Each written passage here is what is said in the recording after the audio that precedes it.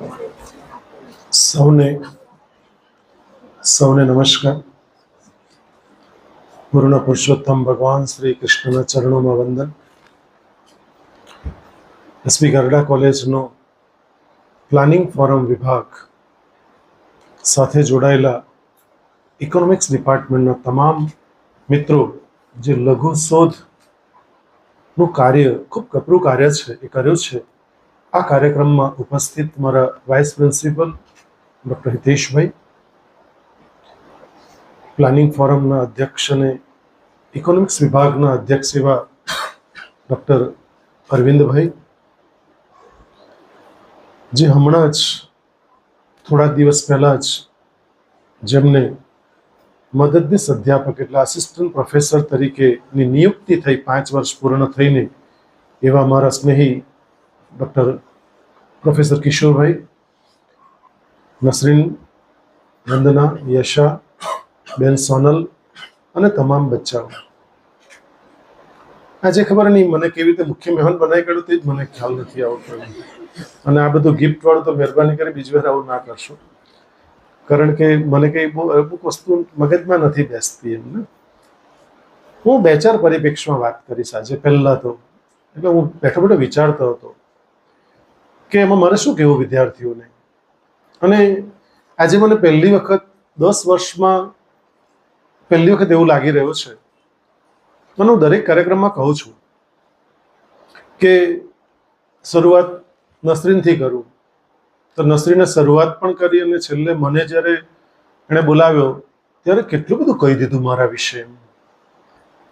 Actually એની લાગણી છે, તમે બધું સાચું નહીં માનશો, રાઈટ? એની ફિલિંગ્સ છે.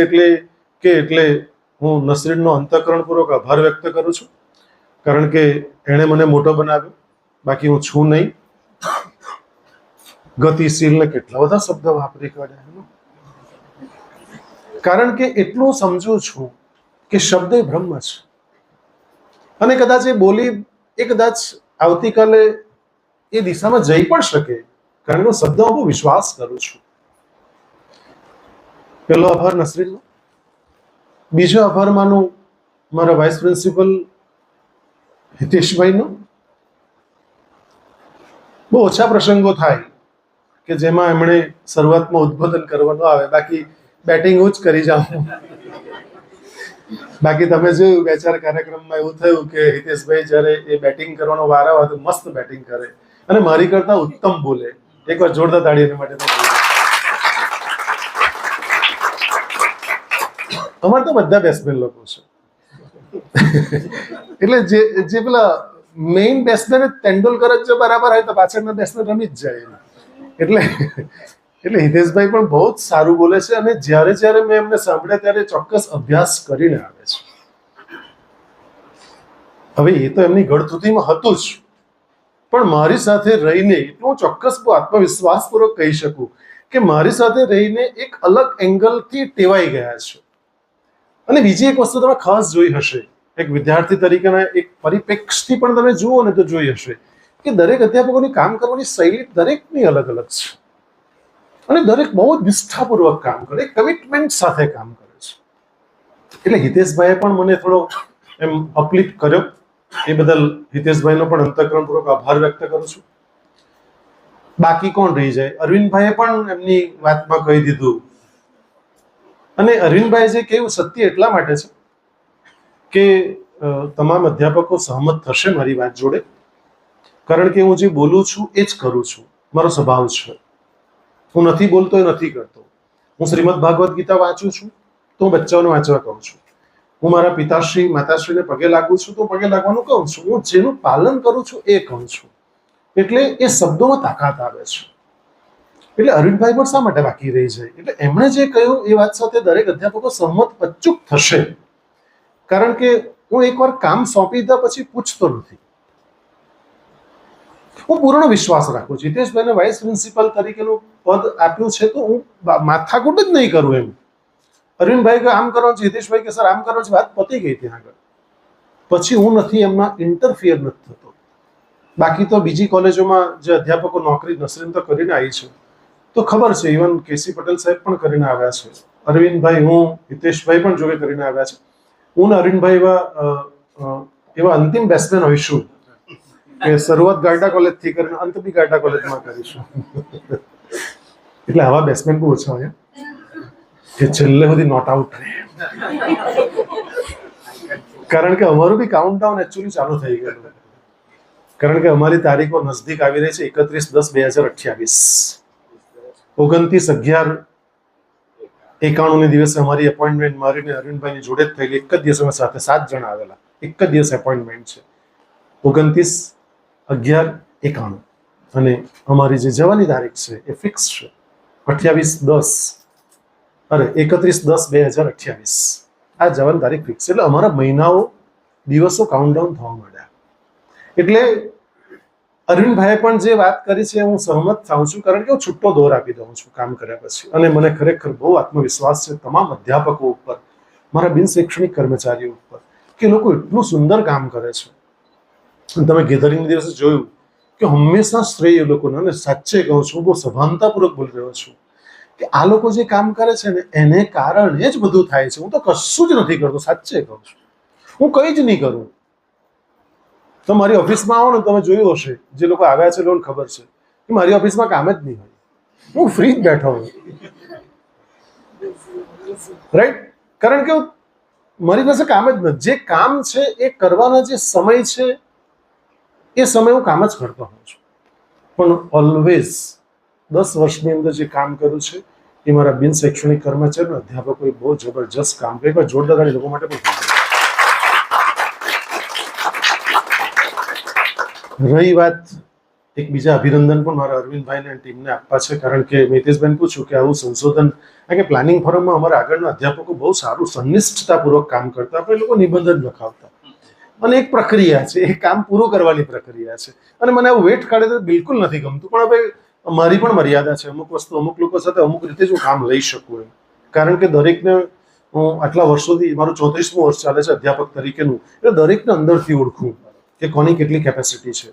પણ એક પ્રક્રિયાના ભાગરૂપ પતી જાય. પણ આ વખતે હિતેશભાઈ સૂચન કર્યું કે સર આપણે આવું કરીએ, ઇકોનોમિક્સ ડિપાર્ટમેન્ટના જ બધાને મૂકી દઈએ તો લઘુ સંશોધન કરશે અને બાળકો એ સંશોધન તરફ આગળ વધશે.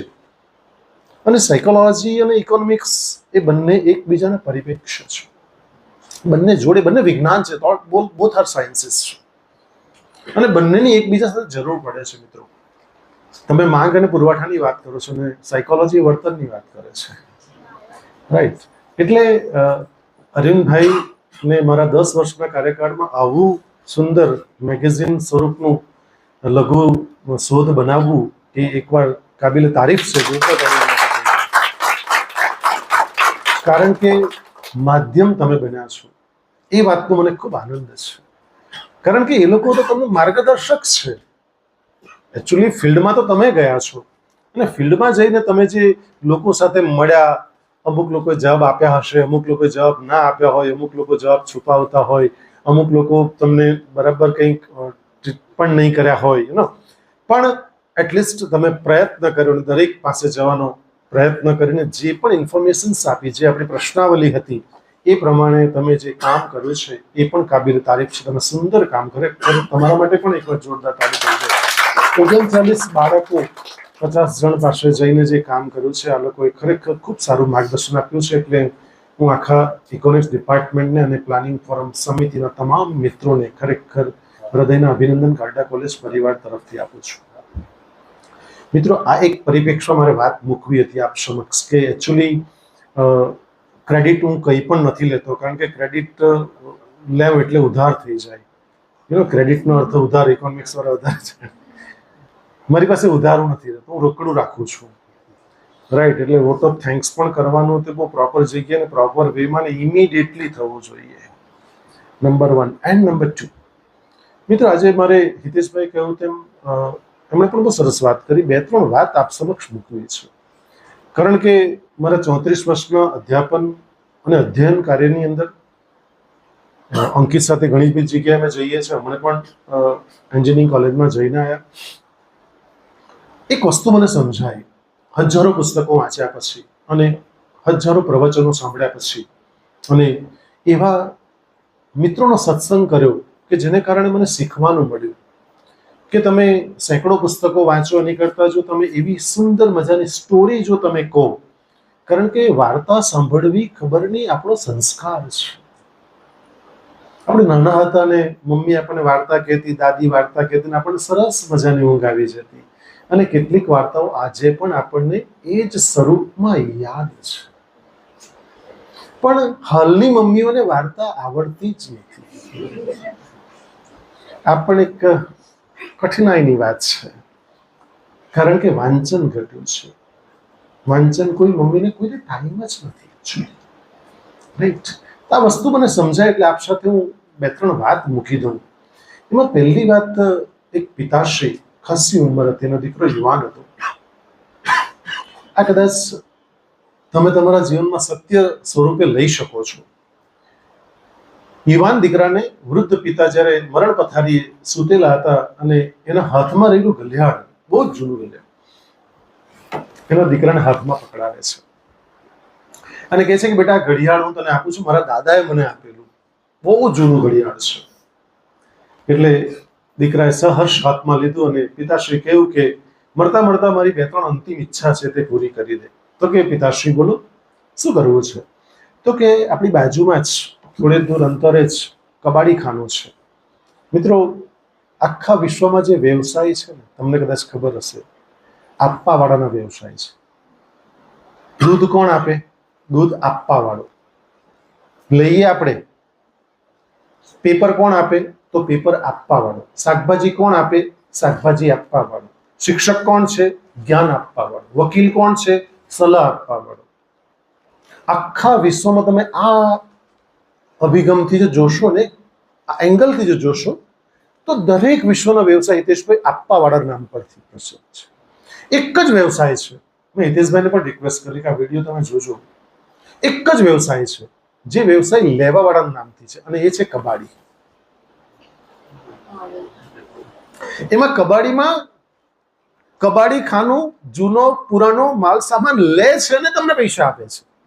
એમાં પણ 2 જણ છે, લેનાર અને આપનાર. પણ આ વ્યવસાય કબાડી ખાનાના નામે ઓળખાય છે. કબાડી છે એ જૂની વસ્તુઓ લે છે. આખા વિશ્વમાં માત્ર એક વ્યવસાય છે.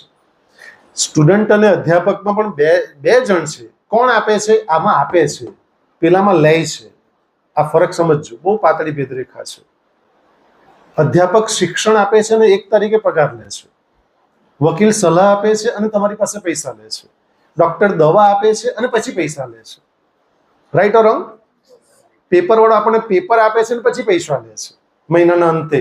દૂધ વાળો દૂધ આપે છે ને 1 તારીખ થાય એટલે ચબરખી લઈને તમારે આટલું બિલ થયું. Right or wrong? એટલે આખા વિશ્વમાં જે વ્યવસાય છે તે આ પ્રકારનો. એટલે પેલા વૃદ્ધ પિતાએ કીધું, બેટા કબાડી વાળાને પૂછ્યા કે આની કેટલી કિંમત આપશે. એટલે દીકરો સાહેબ ગયો, કબાડી ખાનામાં ગયો અને પૂછ્યું કે કેટલી આપશે? ભાઈ, આ તો બહુ જૂનું ઘડિયાળ છે અને કોણ લઈ? 10 રૂપિયા આપીશ. એટલે દીકરો ઘડિયાળ લઈને ભાવ પૂછવા જ કહેલું. જીવનમાં યાદ રાખજો, બધું ભૂલી જાવ તો ચાલશે, આ વસ્તુ યાદ રાખજો દીકરાઓ. તો કીધું 10 રૂપિયા. પપ્પા, આ 10 રૂપિયામાં નથી વેચવી, આપણે એની કરતા દાદાની યાદગીરી રહેશે. પપ્પાએ કહ્યું બીજું એક કામ કરે. પેલા પિતાજીએ કીધું કે ઘડિયાળવાળાની દુકાન છે, નજીક જ સ્ટોર છે, ત્યાં જરા જઈને પૂછી આવો કે ભાઈ કેટલા આપશે. તો એ જુએ છે અને આમ તેમ જુએ છે, મશીન ભાઈ બહુ જૂનું થઈ ગયેલું છે, હું 200 રૂપિયા આપીશ. એટલે પાછો લઈને આવે છે કે પિતાશ્રી 200 રૂપિયા આપવા કહે છે, એટલે 200 રૂપિયા તો નથી જ આપવું આપણે. પિતાશ્રી કે ત્રીજું છેલ્લું અંતિમ કામ કર્યું. આપણે તો મ્યુઝિયમ છે બહુ સરસ મજાનું, ત્યાં જઈને પૂછ્યા મ્યુઝિયમના માલિકને કેટલા રૂપિયા આપશે. મ્યુઝિયમના માલિક પાસે જાય છે, મ્યુઝિયમના માલિક જોઈને કહે છે કે 1 લાખ રૂપિયા આપીશ. દીકરો બહુ જ હર્ષ સાથે, આનંદ સાથે આવે છે કે પિતાશ્રી 1 લાખ રૂપિયા આપવા કહે છે, શું કરવું છે? એટલે પિતાશ્રી કે ઘડિયાળ તો મેં તને ગિફ્ટ આપી દીધી છે ઓલરેડી, હું તો મરણ પથારી પડ્યો છું, મારા અંતિમ શ્વાસ કયો છે તો મને ખબર નથી, તારે જે કરવું હોય તે કરજે, પણ દીકરા આમાંથી 3 બાબતોમાં તારે શીખવાનું એ છે જે તમારે શીખવાનું છે. આ પ્રતિકાત્મક વાર્તા છે કે જે તમારી વેલ્યુ કરે ને તેને જ સમય આપજો. એવી વ્યક્તિને ક્યારેય સમય નહીં આપતા કે જે તમારી વેલ્યુ નથી કરતો. અને વેલ્યુ કરનારને શોધવા પડશે, મ્યુઝિયમ સુધી જવું પડશે. વેલ્યુ કરનાર એમ જ તમને તાત્કાલિક રસ્તામાં ના મળી જશે. રસ્તામાં મળે તો અહીં કેટલાય લોકો મળે. ગાયડા કોલેજના 4000 વિદ્યાર્થી, મારા અધ્યાપકો સવારની પરમાં ઉઠીને આવે એટલે પહેલું કામ એ કરે, ચાલો ક્લાસમાં જાઓ, ક્લાસમાં જાઓ, ક્લાસમાં જાઓ. કારણ કે એ લોકોનું ઇન્ટેન્શન બહુ જ ક્લિયર છે કે કોલેજ આવવું ઇન્ટેન્શન છે, પણ વર્ગ ભરવો ઇન્ટેન્શન નથી. એવા તમે રખડતા રજડતા તમે જોયા છે, રાઈટ? એટલા માટે કહું છું કે સમય બહુ જ કિંમતી છે. એવી વ્યક્તિ સાથે સમય આપજો, એવા અધ્યાપકો સાથે જેમાં તમે જ્ઞાન પ્રાપ્ત કરી શકો અને જે તમારું મૂલ્ય કરે. કારણ કે કિંમત અને મૂલ્યમાં પણ ફરક છે. એક પ્રવચનમાં મેં ઉપર તે દિવસે કહેલું. આ એક વાત છે. બીજી વાત બહુ સરસ છે મિત્રો. એક રાજાને એના બાજુના રાજ્યના, ધ્યાન રાખજો, રાજાએ 2 રંગીન પોપટ આપ્યા. બહુ સુંદર પોપટ. રાજાને પોપટ પરથી એટલો સ્નેહ થઈ ગયો કે એણે બહુ બધી ગિફ્ટ, પોપટના બદલામાં બહુ બધી ગિફ્ટ, કારણ કે આપણે તો રિવાજ છે કે કોઈ કંઈ આપે તો પછી સામું આપણે કંઈક ને કંઈક આપવું પડે. આપણે હોસ્પિટલ ખબર લેવા જઈએ તો એપલ લઈને જઈએ, રાઈટ? તમે લઈને જાઓ છો? અચ્છા, ગુલદસ્તો લઈને જજો, રાઈટ? અને ક્યાંય જાઓ તો મહેરબાની કરીને એવું ક્યાંય નહીં બોલશો, કારણ કે હવે દિવસ બહુ સારા નથી ચાલી રહ્યા. કારણ કે આપણે ત્યાં રિવાજ એવો છે, ખબર લેવા જાય. હું માદો પડી ગયેલો, તમે કોઈને નહીં કહ્યું. હિતેશભાઈને 2-3 જણને જ કહ્યું, આખા સ્ટાફને ખબર જ નહીં. જેવી ખબર પડી તેવા બધા દોડ્યા, રાઈટ? પણ ખબર લેવા જાવ ને, ખાસ કહેજો, પપ્પા મમ્મીને બી આજે વાત શેર કરજો કે હોસ્પિટલમાં ખબર લેવા નહીં જાય, હાજરી પુરાવા જાય. પેલો ઘસાટ સાહેબ બપોરે ઊંઘમાં હોય અને પેલા ઉઠાડે, ઉઠ રમણ કાકા એવા, હાજરી મસ્ટરમાં હાજરી પુરાવી. અચ્છા, યશાના પપ્પાને હમણાં જ થોડા વખત પહેલા જ એનું કંઈ એક્સિડન્ટ થયું કે ફ્રેક્ચર થયું. એને બી ખ્યાલ આવશે. જો કે તમને બધાને ખબર જ છે, આ વસ્તુ કંઈ બહુ નવી નથી કહી રહેલો, પણ ખબર લેવા આવે ને એ લોકો પૂછે, પેલા ભાઈને કંઈક તકલીફ, એટેક આવે, સમજો એટેક, ઉદાહરણ લઈ ગયા તો બધા બહુ આવે છે બધાને. એટેક આવે, પૂછે કે શું થયું હતું, કઈ નહીં, એમ કે એટલે બધી વાર્તા સાહેબ પહેલાથી માંડીને કેવી પડે. અને આવી તો 1000મી વખત કહેતો હોય કે પહેલા એવું થયું હતું, એસિડિટી લઈ ગયા કહી એમ કે, પછી મહિનો સુધી ખેંચા કર્યું, ડોક્ટરને ગેસ્ટ્રોલોજીને બતાવ્યું, ગેસ્ટ્રોલોજીએ કંઈ કર્યું નહીં, એમ કે હજુ સારું થઈ જાય, કંઈ સારું થયું નહીં. પછી મુલ્લામાં ગયો, મુલ્લા હોસ્પિટલમાં જઈને બતાવ્યું, ત્યાં આગળ એમ કીધું કે માથાકૂટ વાળું છે. પછી નિરાલીમાં ગયો, નિરાલીમાં જઈને પેલું કરાવ્યું, એમ કે એન્જિયોગ્રાફી કરાવી તો કે સ્ટેન મૂકવા પડે. તે પેલો પૂછે જે આપણી જેવો ખબર લેવા કયો, તો કે બીજો. સાચો છે કે અમારે ત્યાં બાજુમાં જ છગનભાઈ છે, એને બીજામાં જ જતા રહ્યા. હવે આ ગભરાવા આવેલા કે આ તો ખબર કાઢી બાપડાની, ઉલટો ગભરાવીને જાય. તમે મહેરબાની કરીને આવું ના કરશો, રાઈટ? એટલે બધા રંગીન પોપટ બહુ સરસ મજાના, એટલું સરસ મજાનું પોપટ બોલે. એટલે રાજાએ શું કર્યું કે બગીચામાં એક ડાળી સુકાઈ ગયેલી, એને મસ્ત કલર કરાવ્યો અને એટલી સરસ એના માટે શણગારી અને પોપટ ત્યાં બેસે. 2 માણસો અપોઇન્ટ કર્યા. એક તો કે એની કાળજી રાખનાર, સાહેબ ખોરાક આપનાર, અને બીજો એપોઇન્ટ કર્યો કે તેની માવજત કરીને ટ્રેનિંગ આપનાર વ્યક્તિ. 2 માણસ અપોઇન્ટ કર્યા. હવે થોડા વખતમાં એવું થયું, આખો દિવસમાં એક વખત તો રાજા એને મળવા આવે, હાથ ફેરવા આવે, એની સાથે વાત કરવા આવે. પોપટ બહુ સુંદર બોલે, રાઈટ? તો પછી થયું એવું, એક પોપટ તો થોડા વખતમાં ઊંચી ઉડાન ભરવા માંડ્યો. ઊંચી ઉડાન ભરીને પાછો આવી જાય. આપણે ત્યાં નિયમ છે, આપણે ત્યાં ગાય ભેંસ, તમે લોકો ખેડૂતના દીકરા દીકરી, ખબર છે કે ગાયને તમે ચરવા મોકલ્યો, ભેંસને સાહેબ ચરવા મોકલ્યો, પાછી તમારા ઘર હોય તમારતા જ આવે.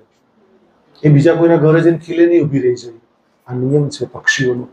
કારણ કે એ લોકો પોતાના માલિકને બહુ વફાદાર હોય. ત્યારે માણસ એટલો વફાદાર હોય તેવું માની લેવાનું કોઈ કારણ નથી, રાઈટ?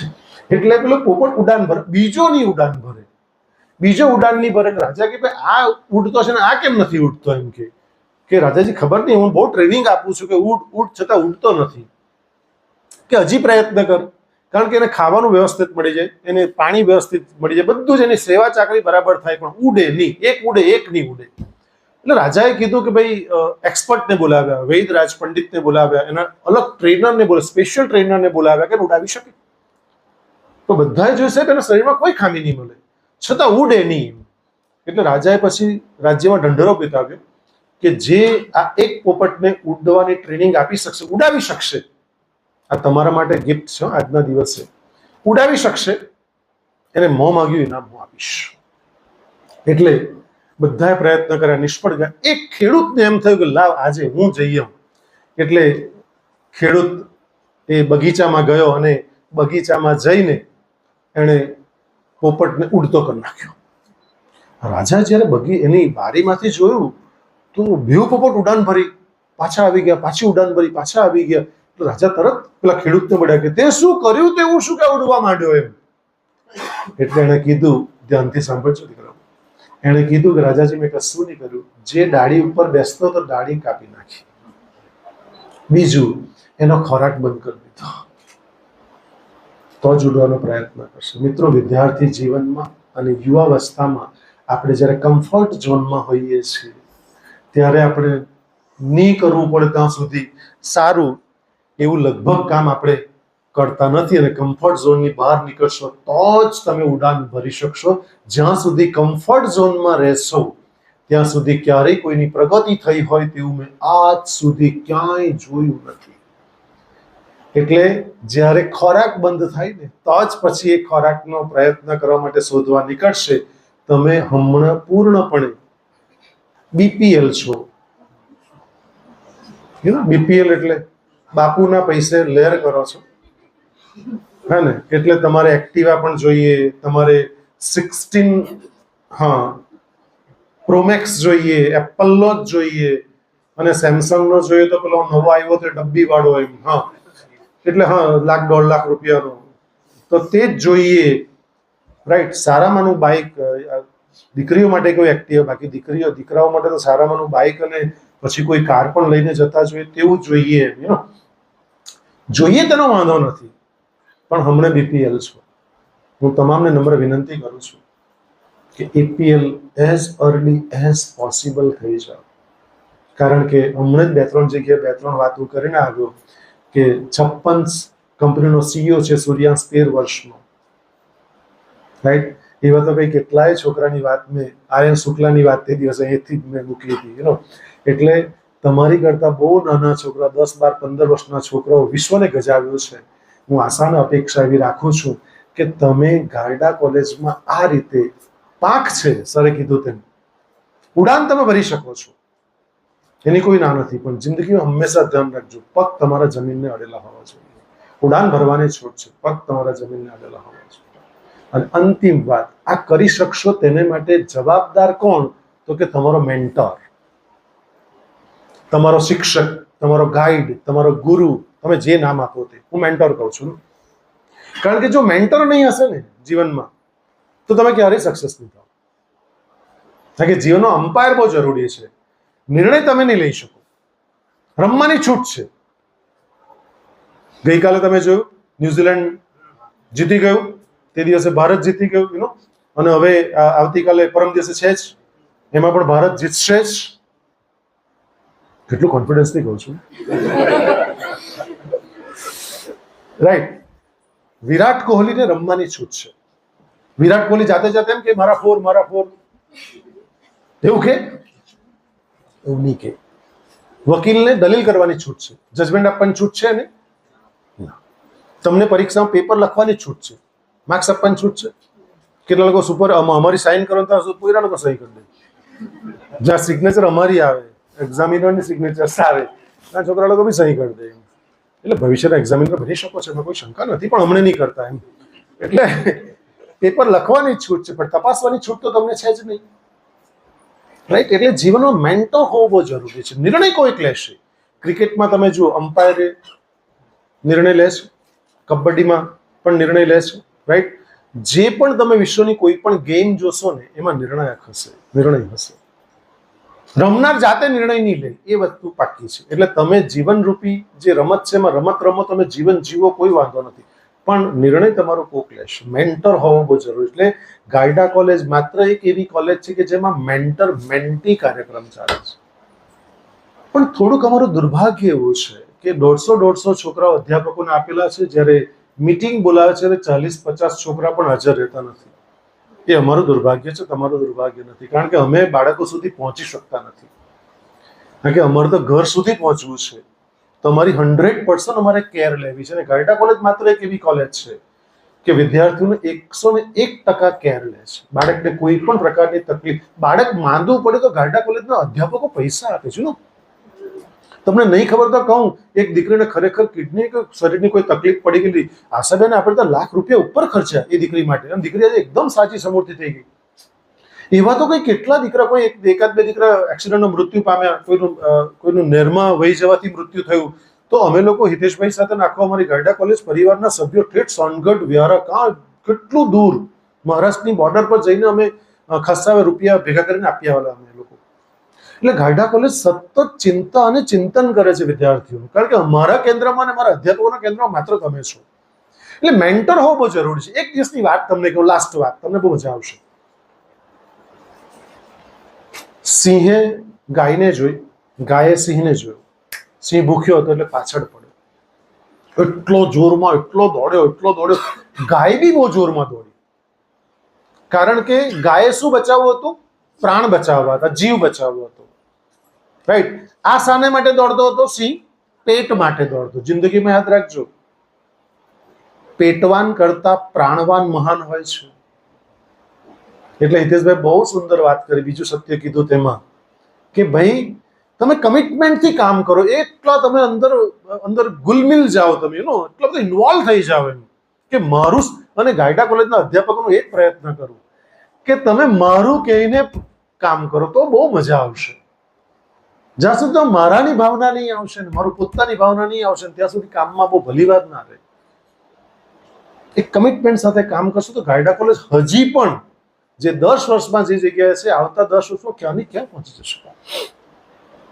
એટલે સિંહ દોડ્યો ગાયની પાછળ. ગાય પ્રાણ બચાવવા માટે બહુ જોરમાં દોડી. એક તબક્કે એવું થયું કે બહુ જોરમાં દોડતી એક તળાવમાં જઈને પડી ગઈ.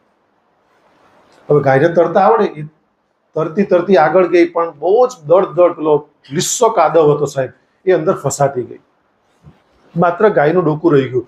સિંહ તો પાછળ એકદમ સ્પીડ દોડ્યો. સિંહ પણ પડ્યો તળાવમાં અને સિંહ પણ કાદવમાં દડો ફસાઈ ગયો.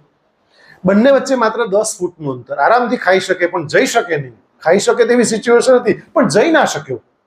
સિંહ જોઈ ગાયને, ગાય સિંહને જોઈ, તો ગાયને મનમાં એક ક્વેશ્ચન થયો. આ પ્રતિકાત્મક વાર્તા છે મિત્રો. ક્વેશ્ચન થયો. ગાયે સિંહને પૂછ્યું કે ભાઈ તારો કોઈ મેન્ટોર છે? તારો કોઈ માલિક છે? તારો કોઈ ગાઈડ છે? તારો કોઈ ગુરુ છે? તો સિંહે શું કીધું ખબર? કે તું કોની જોડે વાત કરતા ખબર છે? બનબન છે, જંગલનો રાજા સિંહ છું, મારો કોઈ ગાઈડ મેન્ટર કોઈ હોય? કોઈ મારો કોઈ માલિક થોડી હોય કે? ગાય હસતા હસતા કહે છે કે આજે તું મર્યો કામથી. તું ભલે સિંહ છો પણ આજે તારું મૃત્યુ નિશ્ચિત છે. એટલે સિંહને પ્રશ્ન થયો કે આટલા આત્મવિશ્વાસપૂર્વક ગાય બોલે? મારો શિકાર હમણે ખાઈ જાવ પણ જવાતું નથી આગળ. એટલે ગાય હસતા, હા તું ભલે વનરાજ છે, સિંહ જંગલનો રાજા છે, પણ આજે તને કોઈ જો તારો માલિક કે મેન્ટોર નહીં તને બચાવી કોઈ દુનિયા, તું આજે વાઘ છે, સિંહ છે, તો નહીં બચાવી શકે. એટલે પ્રશ્ન કર્યો કે આવું તું કેમ બોલે છે આટલા આત્મવિશ્વાસપૂર્વક? એટલે ગાય હસતા હસતા કહે છે કે તને ખબર નહીં હોય, મારો મેન્ટોર છે. I have a mentor. મારો માલિક છે. 10 મિનિટ બાકી છે. એને ઉપર તરફ જોઈને કીધું, કારણ કે પહેલા જૂના જમાનામાં ઘડિયાળ નહોતી ત્યારે વૃદ્ધો ઉપર જોઈને કહેતા 5 માં 5 બાકી. રાઈટ. એટલે ઉપર જોઈને ગાયે કીધું કે 10 મિનિટ બાકી છે. મારો માલિક મને શોધતો આવશે. હું જ્યાં ચડતી હતી ત્યાં જશે, ત્યાં નહીં મળશે. એટલે શોધતો મને અહીંયા આવશે. મને ખાતરી છે દોરડું લઈને આવશે, મારા ગળામાં નાખશે, મને ખેંચીને બહાર કાઢશે. તને કોઈ બહાર નહીં કાઢશે, કારણ કે તારો કોઈ માલિક, તારો કોઈ મેન્ટોર છે. મિત્રો, તમે સિંહ રહો, જંગલના રાજા, પણ જો મેન્ટોર નહીં હોય તો તમને જિંદગીમાં કોઈ બચાવી નહીં શકશે.